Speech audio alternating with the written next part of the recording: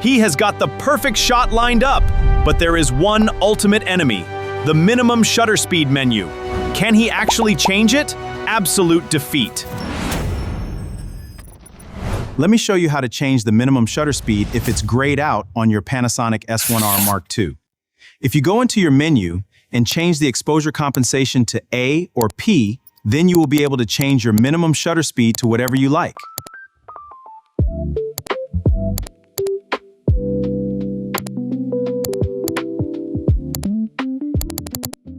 Now you can set your minimum shutter speed to whatever you prefer.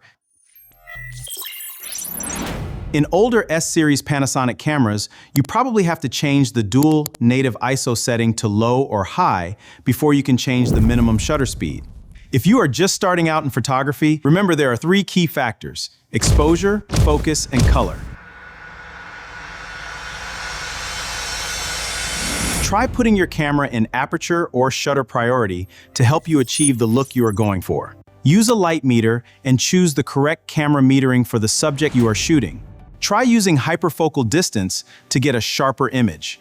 This technique ensures everything from this point is sharp. Set your white balance to match the lighting conditions. Set the 2-second timer and have it sit on a tripod for amazing shots. If you really want to know the secret to taking mind-blowing photos, it's easy. Practice, practice, practice, practice.